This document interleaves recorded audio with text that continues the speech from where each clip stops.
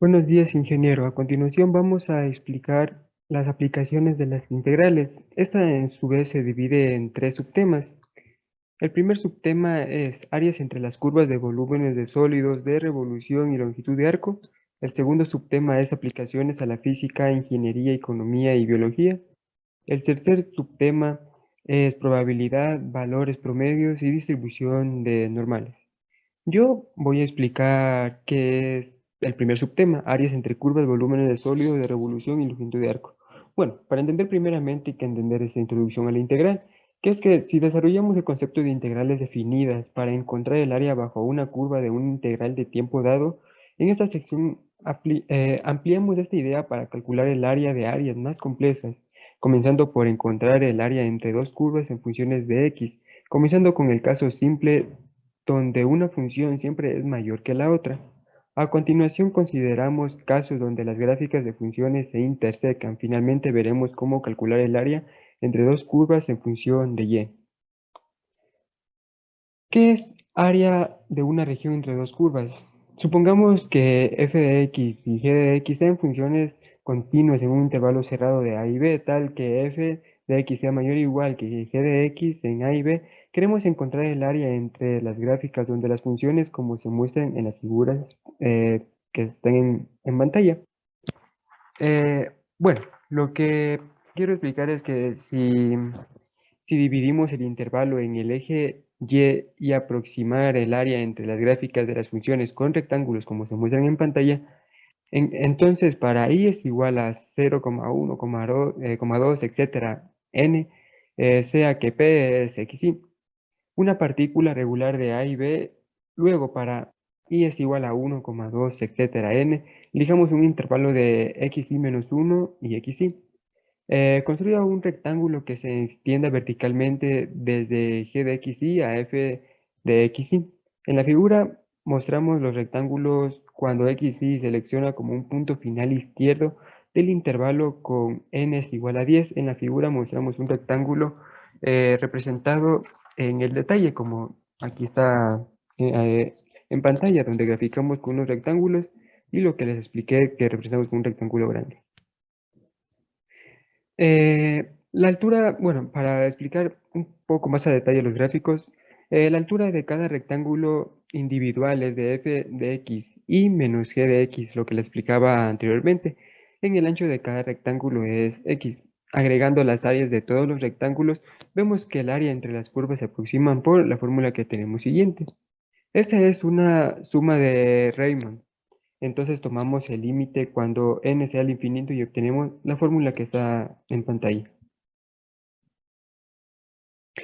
Vamos a pasar sobre las áreas entre dos curvas. Supongamos que f de x y g de x sean funciones continuas, tales que f de x sea mayor o igual a g de x en un intervalo de a y b.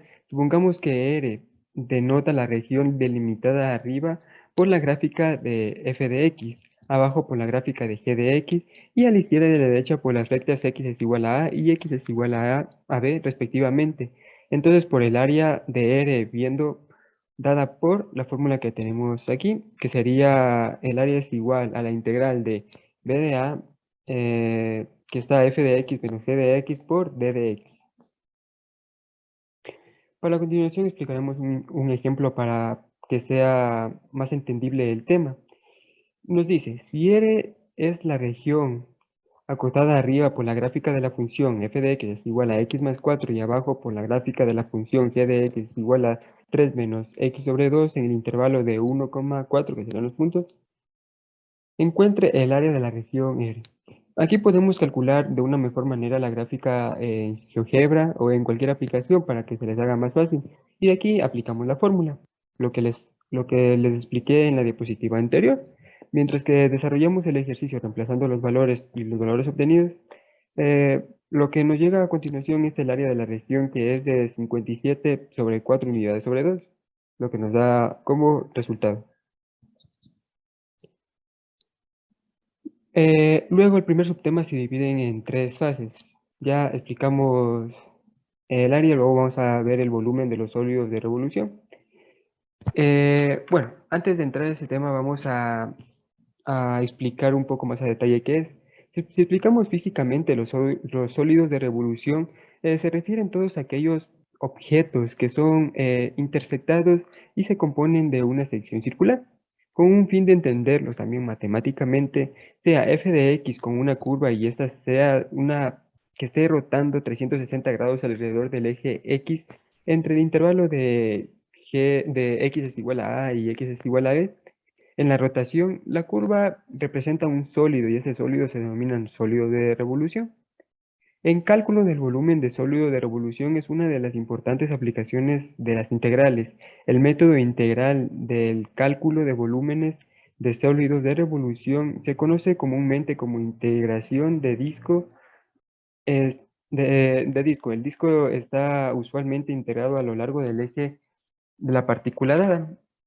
Bueno, lo que es importante aquí es que existen tres casos principales que surgen mientras tratamos con los problemas de encontrar los volúmenes, que estos son cuando las funciones rotativas de una función del eje X, cuando la función rotativa es función del eje Y el método de arandelas. A continuación vamos a explicar cada uno de esos tres. Los primeros dos métodos se conocen también como método de los anillos para encontrar el volumen de los sólidos de revolución. Cuando las funciones rotativas es una función del eje X, la integral de la forma se utiliza para calcular el volumen de la función y en particular la función del eje X, aquí r de x, representa la distancia del eje de rotación de la función correspondiente. La limitación relacionada con esta fórmula es que solo es aplicable si el eje de rotación es horizontal. Para la rotación sobre el eje Y o cualquier otro eje vertical, los otros dos casos entran en existencia cuando las funciones rotativas es sumamente del eje Y. La integral de la forma se utiliza para calcular el volumen de la función, lo cual es eje de las funciones del eje Y, aquí r de Y, representan la distancia del eje de la rotación de las funciones correspondientes. La limitación relacionada por esta fórmula es que solo la aplicación del eje de rotación es vertical.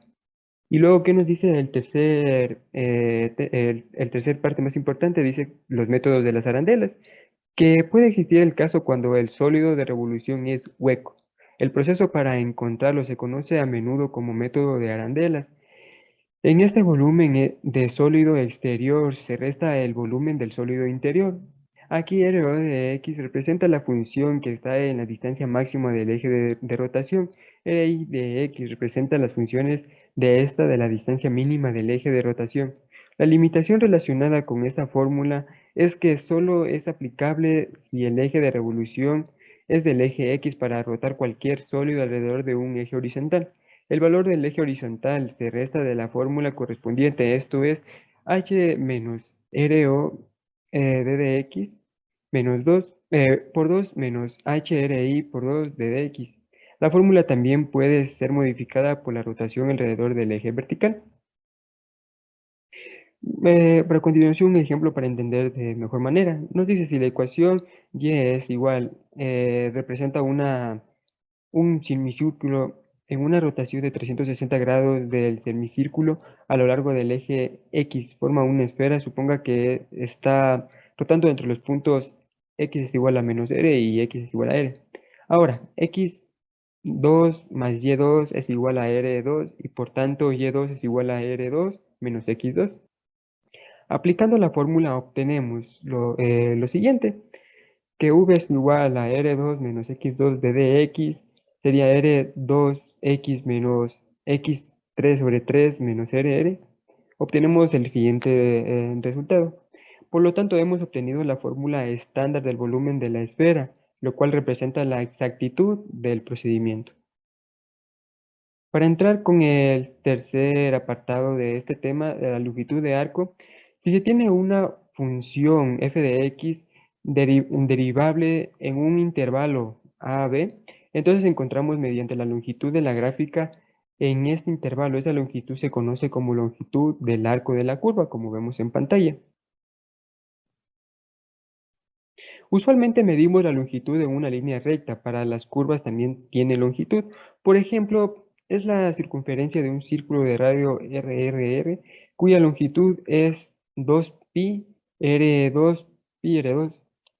En general le llamamos que la longitud de una curva longitud de arco, pero nos surge una pregunta: ¿cómo encontramos la longitud de arco de una curva arbitraria? A continuación les explico. Primeramente procedemos a encontrar la longitud del arco de una curva con una integral como se muestra a continuación, que sería integral de raíz de d de x elevado al cuadrado más d de y elevado al cuadrado. Los límites de esta integral depende de cómo defines la curva. Si la curva es la gráfica de una función y es igual a f de x, reemplaza el término de y en la integral de f' de x de dx y luego factorizar el término de dx. Y un ejemplo, si tuviera que adivinar, podríamos comenzar con aproximar esta curva con algunos segmentos de la recta, por ejemplo, así. Vemos que en esa gráfica nos dan ciertos puntos, menos 2, 4, que aquí están los puntos señalados con un puntito negro. Entonces nosotros podemos como deducir en dónde está en ciertos puntos del segmento de la recta. Como vemos aquí en continuación, que el segmento de la recta comprende entre menos 2, bueno, aquí estarían todos los puntos, ¿no? Y eso sería tedioso, pero podríamos calcular la longitud de cada segmento con la regla con el teorema de Pitágoras y luego sumar cada una de ellas.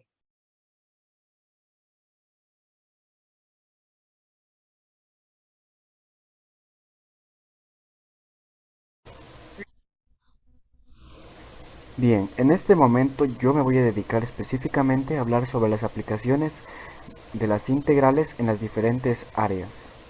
Bien, las aplicaciones de las integrales no solo se encuentran dentro de los límites de carreras basadas en matemáticas puras, también podemos hallarlas en otras como serían la física, la ingeniería, la economía y la biología. Pero, ¿de qué forma lo hace? Bueno, ¿qué les parece si nos adentramos primero en el campo de la física? Bien, existen muchas leyes físicas que se descubrieron durante el mismo periodo histórico en el que estaba siendo desarrollado el cálculo, durante los siglos XVII y XVIII. Existía tan poca diferencia entre ser un físico y un matemático que en realidad ambas materias iban de la mano. Bien, las integrales definidas son comúnmente usadas para resolver problemas de movimiento. Por ejemplo, al razonar sobre la posición de un objeto en movimiento, dada cierta información sobre su velocidad. Como se puede ver dentro de este problema, un cuerpo se mueve a lo largo de una línea recta de acuerdo con la ecuación de velocidad v en función de t, que es igual a t al cubo más 4t cuadrado más 2. Esto aquí es una función de velocidad. Y nos pide hallar la posición cuando t es igual a 3 segundos. Por ende, tenemos que transformar esta función de velocidad a una de posición. ¿Y cómo lo hacemos? Bueno, como se habrá visto ya en temas anteriores, para transformar una función de posición a velocidad se deriva.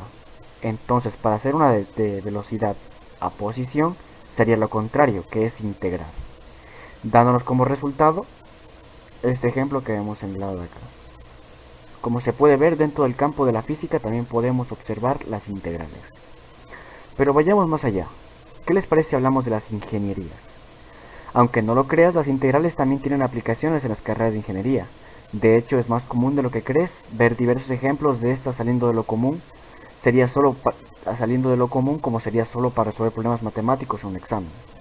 Bien, entre todas las ingenierías que conocemos, la que yo considero que más ocupa matemática y física de la mano serían las aplicaciones en las ingenierías civil. Claro que sí, no destaco que en otras ingenierías como sería la de software, como sería la de telecomunicaciones o como sería ingeniería ambiental, también se ocupan, pero eso es claro es en menor medida. Entonces, bien, ¿cómo se aplica dentro de la ingeniería civil? En este momento vamos a hablar de las aplicaciones elementales geométricas para el cálculo de su área. Por complicado que se encuentre esta explicación, en realidad es muy sencilla.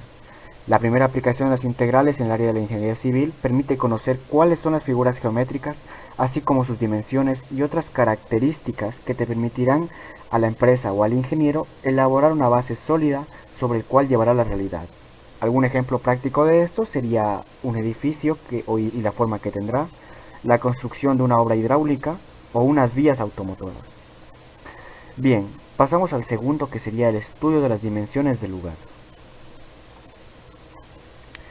Hacer una construcción o planificar una obra sería imposible si primero no se estudia el terreno donde se pretende implementar una obra. Si bien es cierto que las integrales se aplican perfectamente para, para el diseño de una infraestructura de gran tamaño, de igual forma se aplica en el espacio donde éstas van a ir ubicadas. La idea es conocer el área disponible y así aprovechar al máximo cada centímetro para poder sacarle provecho y comenzar con la construcción. También nos sirve para aplicar dentro de lo que sería en la creación de caminos, puentes y canales. ¿Pero de qué forma? Bueno, si cuentas con una calculadora de integrales y el conocimiento necesario en función de estas, como sería dentro de la ingeniería civil que te lo van a enseñar, fácilmente te puedes dedicar a diseñar puentes estables, canales marítimos o ferroviarios, e inclusive te puedes dedicar a la creación de caminos terrestres. Y por último, pero no menos importantes, las integrales también se pueden llegar a ocupar para hacer simulaciones. Aparte de las calculadoras de integrales, las ecuaciones como tal que existen permiten emular un modelo 3D desde un ordenador. Es decir, utilizando las ecuaciones correctas y los parámetros adecuados, todo el proceso matemático que se suele hacer sobre una hoja se puede hacer sobre un programa. Dándonos aquí un ejemplo claro de cómo sería el trabajo de un ingeniero civil terminado. Y por supuesto, para calcular el área que se tuvo que utilizar dentro de todo esto, se tuvieron que usar integrales. Muy bien, pasemos al siguiente. Vamos al campo de la economía. Entre algunos de los ejemplos que podemos hallar, sería una empresa que fabrica vender un determinado producto y utiliza esta función para relacionar la cantidad de productos que está dispuesto a ofrecer en el mercado con el precio unitario al que se puede vender esta cantidad. El análisis marginal. Antes de entrar a ese tema, voy a explicar rápidamente qué es el análisis marginal. Bueno, en pocas palabras consiste en determinar el beneficio o pérdida obtenida por una empresa o un individuo al incurrir en un coste adicional. Bien, ¿y qué es lo que hace? Bueno, relaciona variables como el volumen, el precio, el costo y la oferta. Dentro de lo que podemos encontrar dentro del volumen sería la cantidad, el precio, el coste fijo y variable y la oferta, que sería en pocas palabras la cantidad a ofrecer o a vender, permitiendo así tomar decisiones como la tarifa de mercancía o la inclusión de discriminación de precios. Como se puede ver aquí, un superávit de los consumidores, un superávit en pocas palabras, es cuando tienes mucho de algo, pero no tienes demasiada demanda. Y aquí tenemos una curva de demanda. Entonces queremos saber cuánto producto se está perdiendo. En ese caso calculamos el área que se encuentra dentro de la curva de demanda y a partir del superávit. Aquí es donde se podría fácilmente ocupar las integrales, para encontrar el área que se encuentra aquí y saber cuánta pérdida se está generando. Y así, por supuesto, tomar mejores decisiones financieras y asegurar de mejor manera tu futuro. Bien, ahora pasamos a lo que tiene que ver al campo de la biología. Existen diversos campos de la biología en el que podemos hablar del uso de las integrales, como por ejemplo la probabilidad de extinción. En pocas palabras, decidir cuánto tiempo o no saber cuánto de una especie queda y a la vez dar un aproximado de qué especies se encuentran en peligro de extinción, al igual que el crecimiento demográfico o poblacional que esas representen. También se puede utilizar para el desarrollo para saber cuánto se va desarrollando un banco de coral e identificar si reduce o aumenta la cantidad de fósforo disuelto en el agua debido a las descargas de aguas negras o, como bien se sabrá, el petróleo. Y por último tenemos lo que es el cálculo de la biomasa, que en pocas palabras la biomasa es la cantidad de productos obtenidos por la fotosíntesis, que son susceptibles a ser transformados en combustible útil para el hombre. Al igual que también podemos entrar dentro del campo de la genética, y es que ahí también con, con las integrales podríamos saber rápidamente el crecimiento poblacional que se puede dar dentro de cada una de ellas. Por ejemplo, digamos que dentro de este año del 2020 a 2021 han habido un crecimiento de 8.000 personas, pero queremos saber si es que hasta el 2022 seguirá habiendo un crecimiento poblacional de 8.000 personas o ese crecerá. Entonces, para encontrar el número intermedio que se encuentran entre esas dos épocas, dos fechas, se ocupan las integrales. Con esto dicho, pues se puede decir que voy a pasar al siguiente tema. Como último tema, hablaremos de la probabilidad, los valores promedio y las distribuciones normales. La integral en matemáticas es un concepto fundamental. El cálculo de integrales es el proceso de obtención de funciones primitivas. Son representaciones del área cubierta por la función trazada en el plano cartesiano. Hay varios tipos de estas integrales, que son específicas en la forma en que se definen y tienen una resolución o método de cálculo específico. Aunque los métodos utilizados para resolver tipos indefinidos de integrales pueden integrarse fácilmente en la solución de otros tipos de integrales. Para la ingeniería general, el uso de puntos es fundamental. Esta es una parte esencial del cálculo de superficies, volúmenes y otras métricas, que pueden ser determinadas por funciones y, a menudo, son determinadas por estas funciones.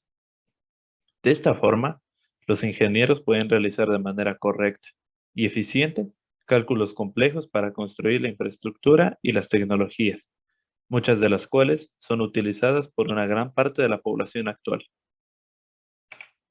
Valores promedio. El teorema del valor medio del cálculo integral nos dice que si una función es continua en un intervalo cerrado AB, entonces existe al menos un punto C dentro de ese intervalo que cumple lo siguiente. Integral de AB f de x derivada de x es igual a b menos a multiplicado por f de c. Este teorema es importante porque asegura que una función continua en un intervalo cerrado alcanza su valor promedio, al menos en un punto, si tenemos una función definida en un intervalo AB. Demostración. En el primer caso tenemos, si f es constante en el intervalo AB, el resultado es trivial, puesto que C puede ser cualquier punto. Mientras que en el segundo caso tenemos, si f no es constante en el intervalo AB, elegimos m minúscula y m mayúscula como el menor y mayor valor que toma f en el intervalo, dado que m minúscula es menor o igual a f de x, menor o igual a m mayúscula. Todo esto significa que x está dentro de AB. Por el teorema de conservación de desigualdades, aplicando propiedades, tenemos que m multiplicado por b menos a es menor o igual a la integral AB f de x derivada de x, y esto es menor o igual a m mayúscula multiplicado por b menos a. Entonces, sabemos que m minúscula es menor o igual a 1 sobre b menos a, integral de AB f de x derivada de x, menor o igual a m mayúscula. Dado que f es continua, el teorema del valor intermedio asegura que f alcanza cada valor entre su mínimo y su máximo. Por tanto, permite deducir que debe alcanzar el valor 1 sobre b menos a, integral AB, f de x derivada de x, en algún punto c del intervalo AB. Por tanto, queda demostrado que existe algún c, tal que f de c es igual a 1 sobre b menos a, integral AB, f de x derivada de x. Ahora hablaremos de la distribución normal. La distribución normal es con mucho la más importante de todas las distribuciones de probabilidad. Es una distribución de variable continua, con campo de variación de intervalo abierto de menos infinito a más infinito. La distribución normal fue reconocida por primera vez por el francés Abraham de Moivre de 1667 a 1754. Posteriormente, Carl Friedrich Gauss, de 1777 a 1855, elaboró desarrollos más profundos y formuló la ecuación de la curva. De ahí que también se la conozca más comúnmente como la campana de Gauss.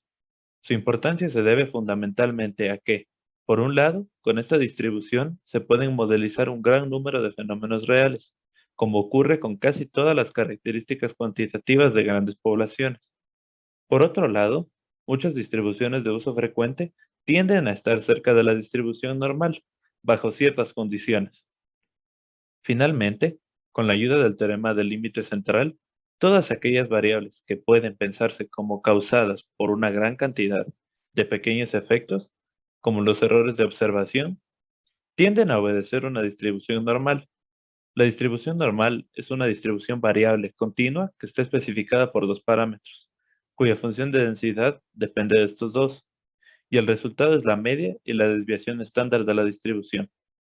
Sus estudios teóricos generalmente se ingresan directamente desde su función de densidad. La distribución de una variable normal está completamente determinada por sigma.